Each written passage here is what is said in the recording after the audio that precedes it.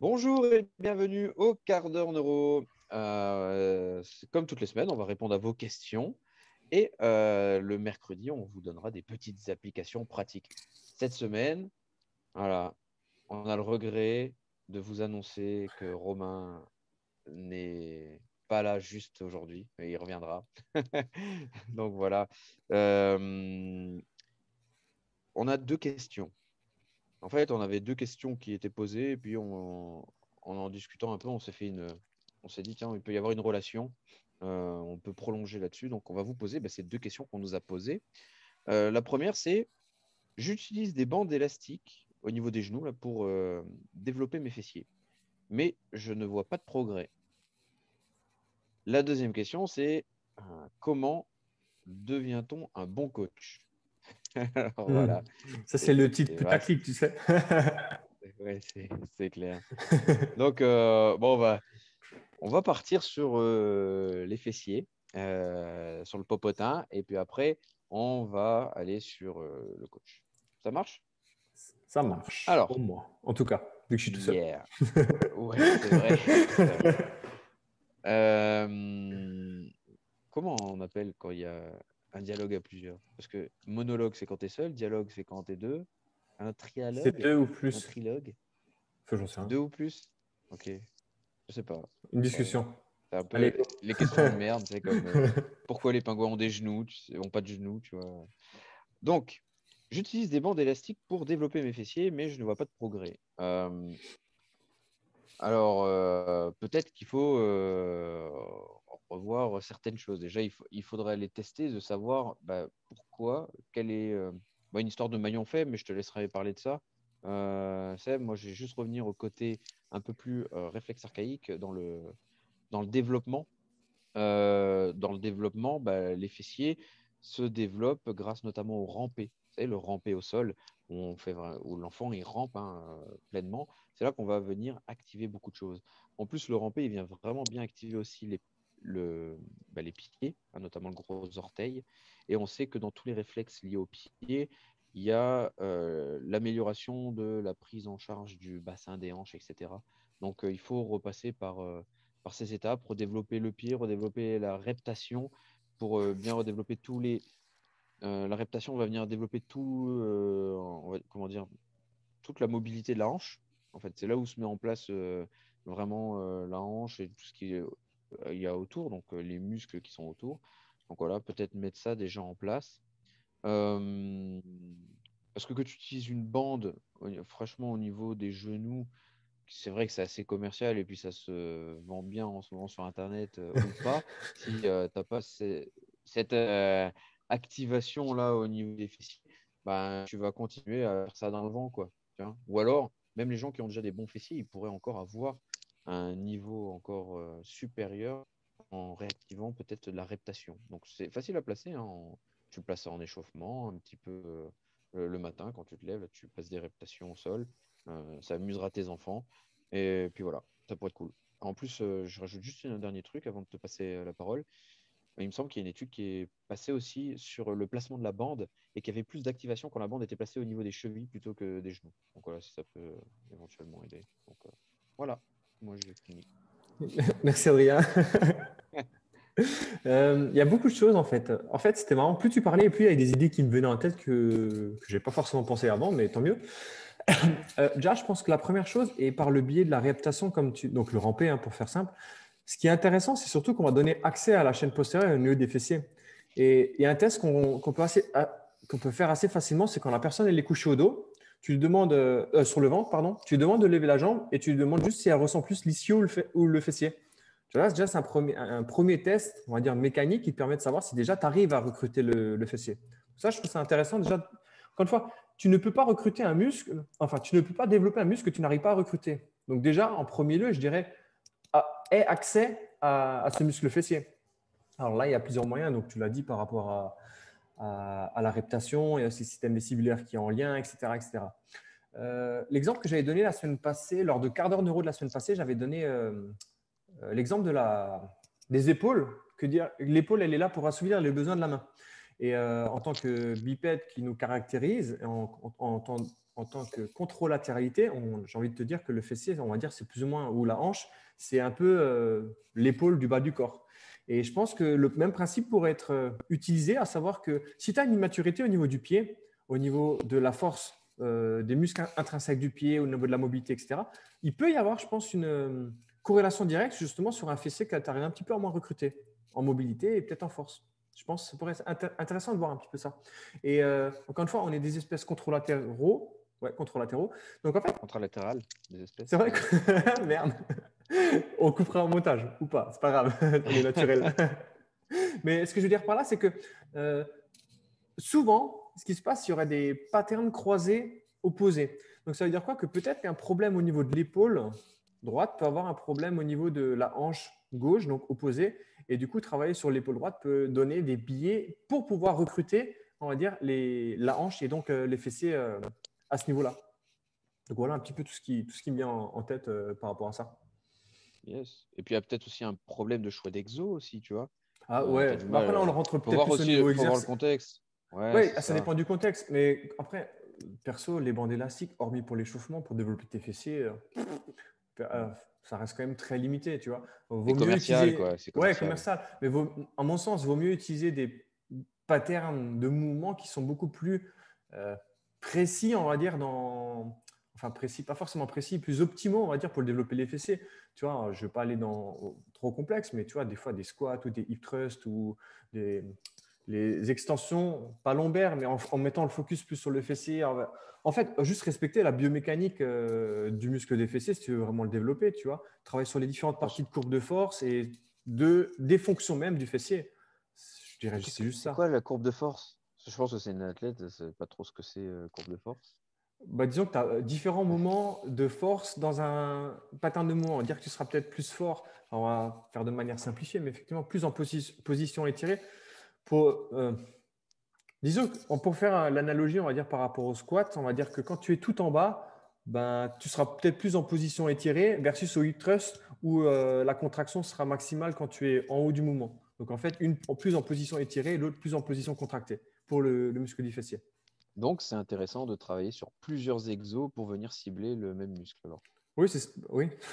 Comment tu me l'emmènes bien, mais oui, l'idée c'est ça. C'est pas, il n'y a pas de recette miracle pour dire ça, c'est l'exercice roi pour développer ci et ça. Je pense qu'à un moment donné, il y a plusieurs fonctions, il y a plusieurs rôles, et l'idée c'est d'aller un peu travailler un petit peu dans tout.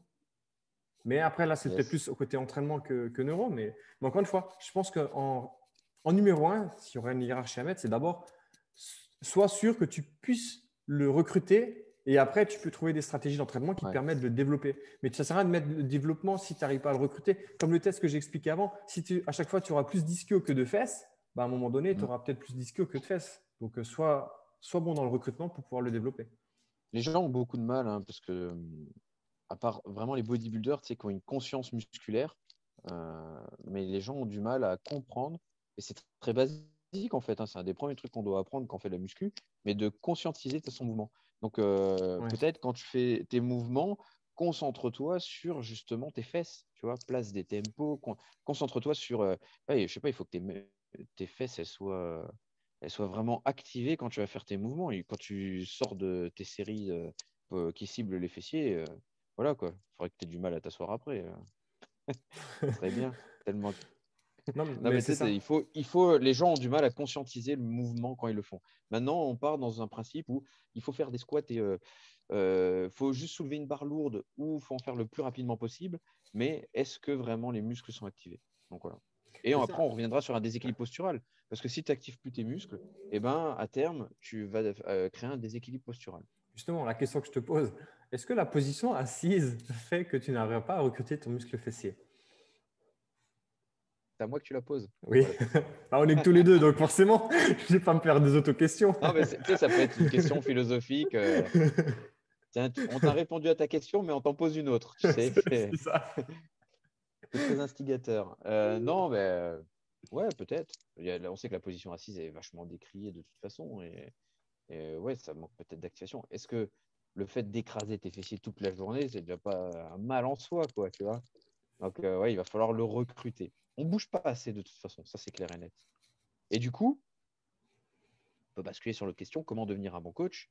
Et l'idée un peu, en tout cas, moi j'ai eu quand je me suis dit on pourrait associer les deux questions, c'était comment on devient un bon coach. C'est quand vous êtes face à des problèmes comme ça, ou que vous êtes le coach de cette personne qui lui dit fais des exercices avec des bandes élastiques au niveau des genoux.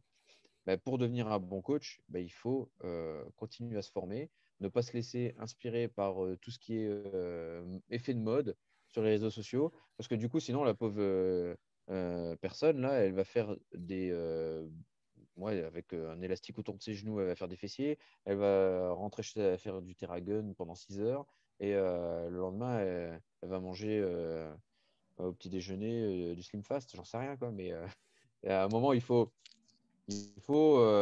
essayer de se former en permanence, se remettre en question sur ce qu'on voit. Parce que ce qu'on voit, ce n'est pas forcément de l'acquis. Ce qu'on a appris, ce n'est pas forcément de l'acquis.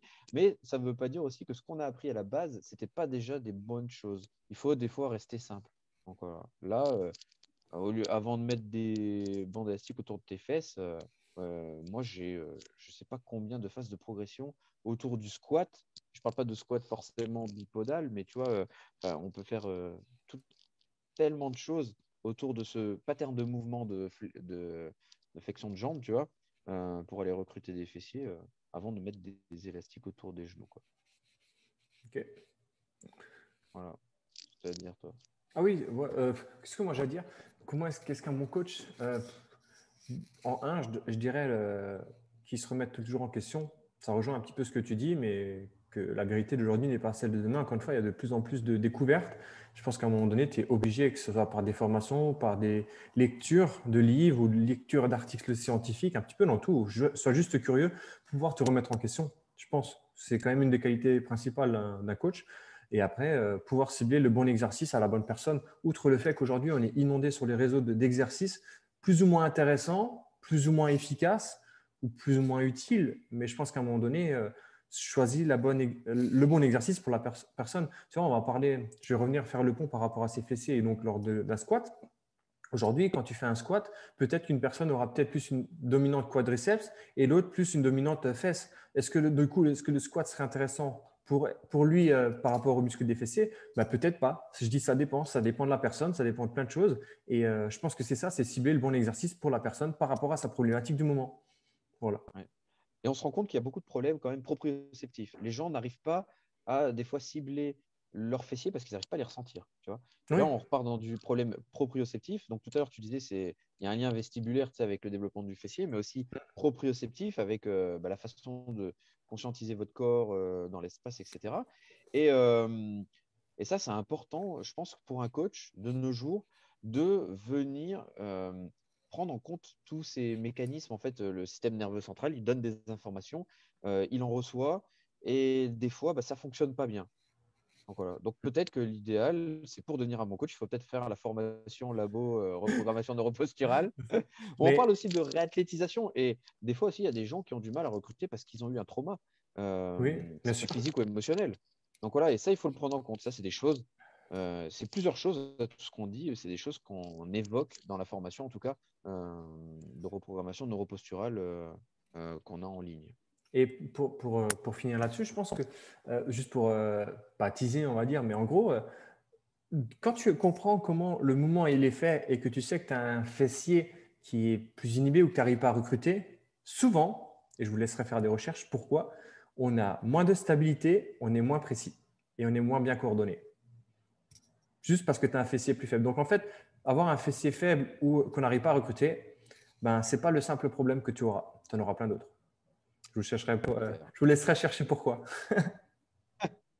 Ou alors, venez simplement nous rejoindre sur nos communautés sur lesquelles on échange régulièrement. On donne souvent quand même des pistes. Et Ouais. après, c'est vrai que voilà, on parle de la formation parce que va arriver sur notre deuxième grosse cohorte là. Et donc, d'ici le 1er mai, les tarifs vont changer. Et donc, voilà, profitez vite si vous êtes intéressé par la formation avant le changement tarifaire. C'est le dernier changement qu'on met en place. On avait fait un tarif de pré-vente, un tarif de lancement, et on voulait faire un tarif définitif. Le tarif définitif, donc, il arrive. Donc, si vous voulez profiter encore de ce tarif de lancement, voilà, il ne vous reste plus que quelques jours Donc, rejoignez-nous vite via le biais de nos différents réseaux sociaux et vous verrez que on a énormément, énormément de sujets comme ceux-là qu'on évoque dans la formation. C'est Yes. bon pour toi? C'est tout bon pour moi. Et du coup, on se retrouve mercredi pour la pratique. Yes, super. Il faut Allez, préparer à l'été, il bientôt. faut pouvoir développer les fesses, tu vois. Ah, c'est clair, les fesses et les abdos. Et les biceps. Bon, sur ce, Ah oui. À plus. ciao, ciao.